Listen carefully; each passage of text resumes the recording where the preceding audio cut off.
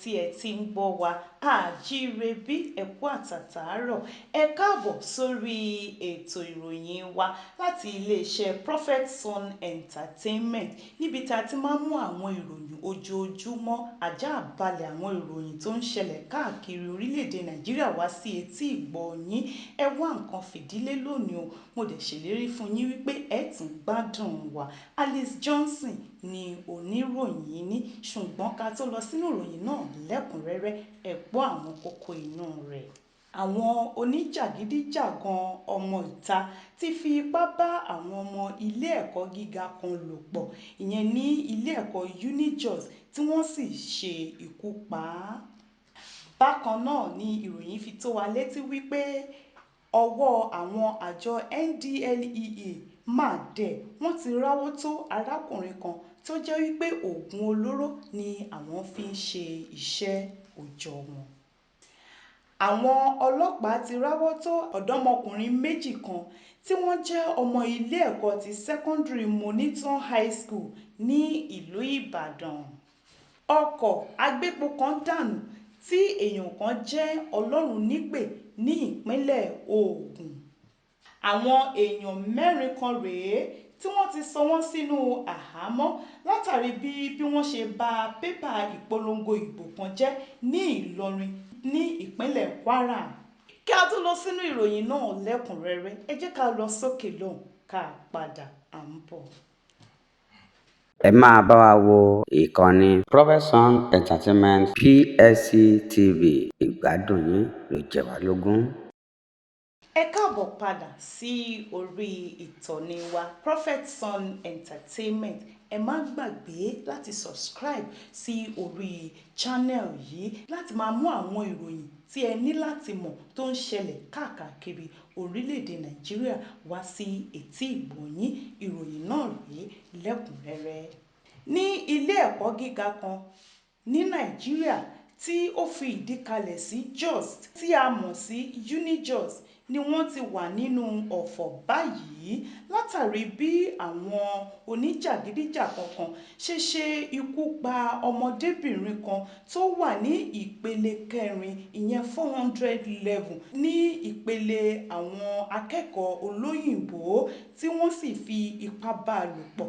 Lẹ́yìn náà ni wọ́n tún ṣe ikú pa àwọn ènìyàn tí kò lé ní 400. Akẹ́kọ̀ọ́ náà tí orúkọ rẹ̀ jẹ́ Ruth Yakadi tí ó jẹ́ ẹ̀yà Anaguta tí ó sì wá láti ìpínlẹ̀ Plateau lẹ́yìn tí àwọn oníjàgídíjàgan yìí tí wọ́n kọlu arábìnrin náà tí wọ́n sì fi ipá bá a lò pọ̀ tán ni wọ́n ṣe ikú pa á tí wọ́n sì pa àwọn ènìyàn lọ́pọ̀ yanturu.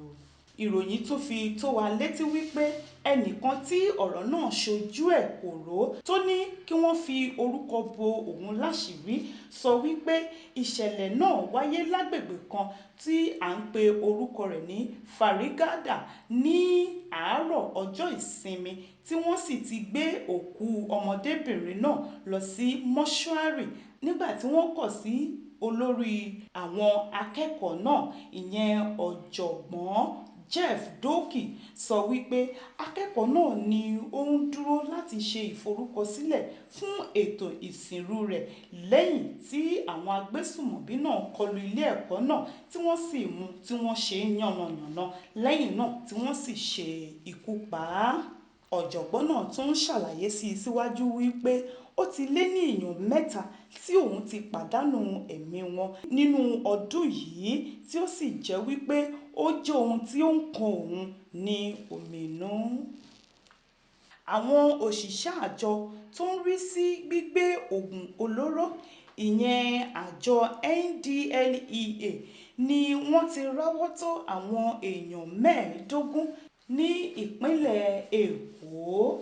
Alukoro fún àjọ NDLEA náà ìyẹn ọ̀gbẹ́ni Fẹ́mi Babáfẹ́mi ló sọ èyí di mímọ̀ nínú àtẹ̀jáde kan tí ó fi léde ní ọjọ́ ìsinmi àná tó sì sọ wípé àwọn afurasí náà ni àwọn ti ráwọ́ tó wọn ní agbègbè kan ní Mushin tí àwọn sì ti ṣe ìwádìí fínífíní lórí wọn tí ó sì jẹ́ wípé àwọn 13 ni ọkùnrin tó wà nínú wọn pẹ̀lú obìnrin 2. Babafẹ́mi fi kún un wípé bákan náà ni àwọn tún ti ráwọ́ tó arìnrìn-àjò kan ní ilé-iṣẹ́ ọkọ̀ òfurufú Muritala International Airport tó fi ìdí kalẹ̀ sí Ìkẹjà ní ìlú Èkó.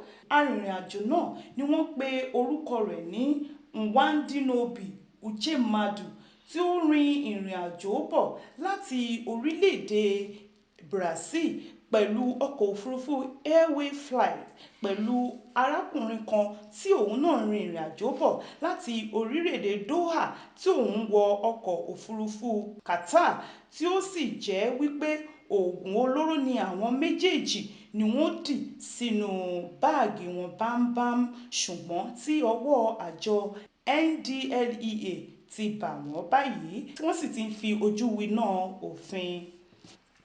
Àwọn ọlọ́pàá ti ráwọ́ tó àwọn ọ̀dọ́mọkùnrin 2 kan tí wọ́n jẹ́ ọmọ ilé ẹ̀kọ́ ti secondary Monitor High School ní ìlú Ìbàdàn ní ìpínlẹ̀ Ọ̀yọ́ fún ẹ̀sùn fífi ipá bá ọmọdébìnrin kan tí ọmọ ọdún rẹ̀ kò dín ní 17 lò pọ̀ lọ.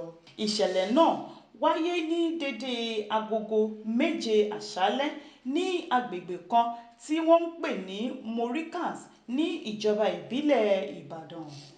Ìròyìn fi tó wa létí wípé àwọn afurasí náà ní ọjọ́ orí wọn kò ju ọmọ ọdún 17 sí ọmọ ọdún 18 lọ tí ìpele ẹ̀kọ́ wọn sì jẹ́ XX3 àti èkejì SS1 lọ.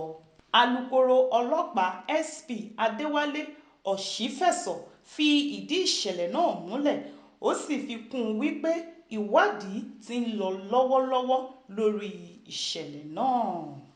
Ọkọ̀ agbépo kan ní ìròyìn ti fi tó wa létí wípé ó dànù ó sì gbiná ní èyí tí ó sì jẹ́ wípé ó ṣe ikú pa èèyàn kan tí ẹnì kejì sì fi ara pa yánnayànna. Àjọ tó ń rí sí ẹ̀ṣọ́ ààbò ojú pópó ìyẹn àjọ FRSC Federal Road Safety Corps sọ wípé ìṣẹ̀lẹ̀ náà wáyé ní dédé agogo 10:30 àárọ̀ ní òpópónà márosẹ̀ Ṣàgámù sí Ìjẹ̀bú Òde. Ní agbẹnusọ fún àjọ náà ní ìpínlẹ̀ Ògùn ìyẹn arábìnrin Florence Okpe sọ wípé ìjàmbá náà wáyé láàrin ọkọ̀ agbépo àti àwọn èèyàn 2. Ọkọ̀ agbépo náà ni kò ní nọ́mbà ìdánimọ̀ rárá tí àwọn lè fi kàn sí ẹni tó ní.